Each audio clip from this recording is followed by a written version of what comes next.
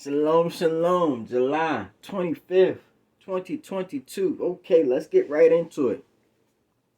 This is me qualifying my statements about deaf, dumb, and blind, seed time and harvest, faith plus action equals a miracle, asking plus seeking plus knocking means the door will be open. Okay?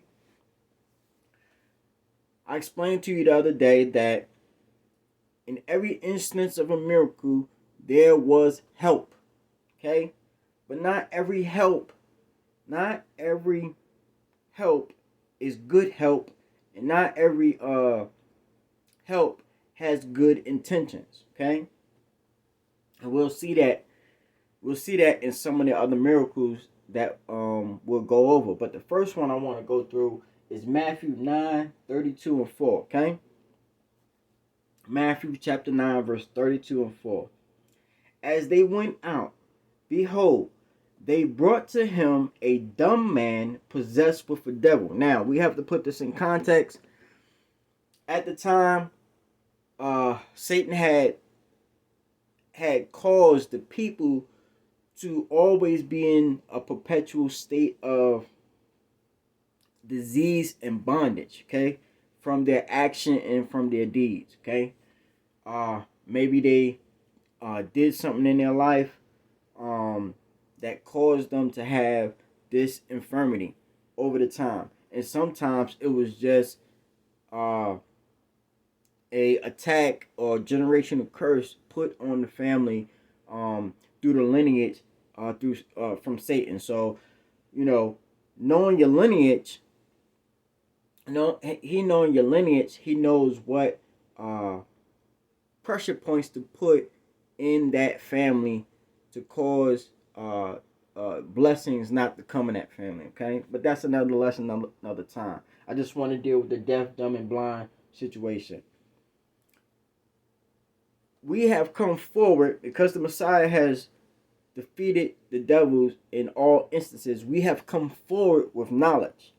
At the time he was working miracles with power and glory, they still work today, especially in instances where there is no knowledge to fix the situation that is upon the person. Okay, so if you're in a remote village and you never heard that your land is dry and barren, you never heard that you can capture the moisture in the air to produce water, it wouldn't be something that's in your knowledge base that you will be able to utilize to help your dry barren land.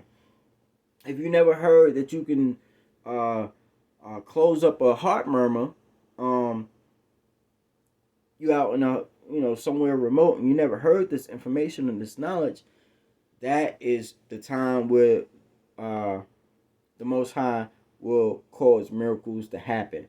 But if the knowledge is available and it's upon the earth, it is up to you to act, seek, and not, so those things can be opened up to you.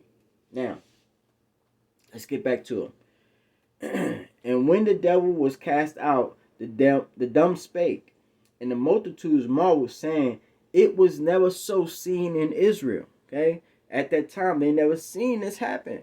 So they didn't have the knowledge base or the wisdom or the who, what, when, where, why, and how much questions answered so that they can take action to help and heal the person in that time. Now that they're no longer blind, right? Spiritually blind, mentally blind, knowledge, wisdom, and understanding blind. Now that they're no longer blind, now that they can perceive that these things are possible.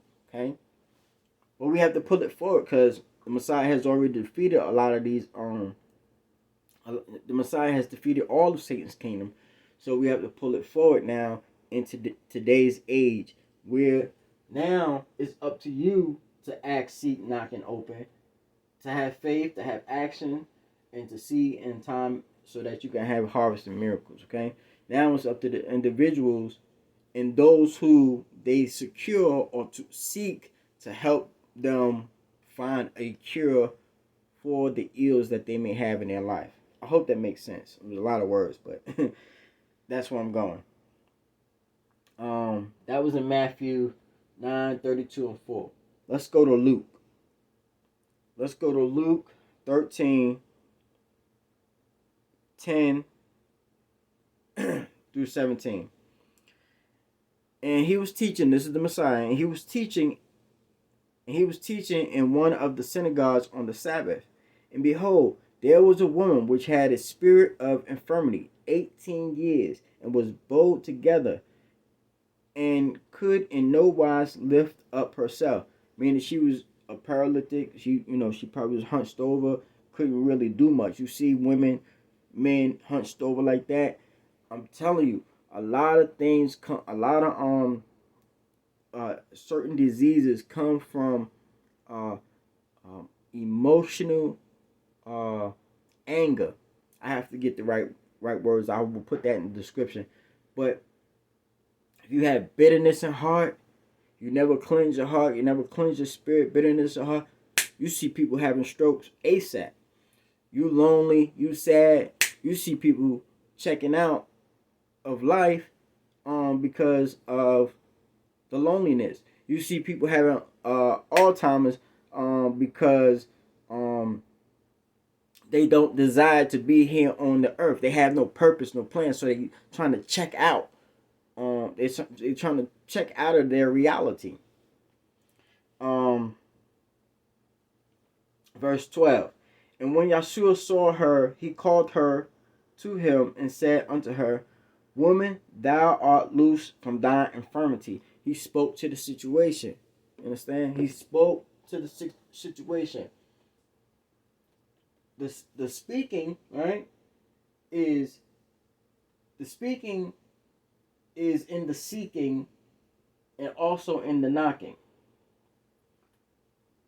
When you're speaking things into your life, using the words of the Most High, okay, using the words of the Most High, using the powerful psalms and the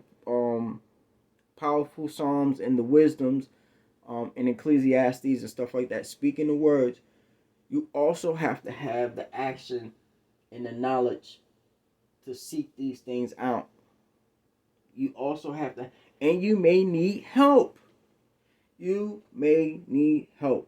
I showed you in the slide in the last video the 8 areas of life where you have to pinpoint where you may need help at, why you need to choose one who is a doctor in that field.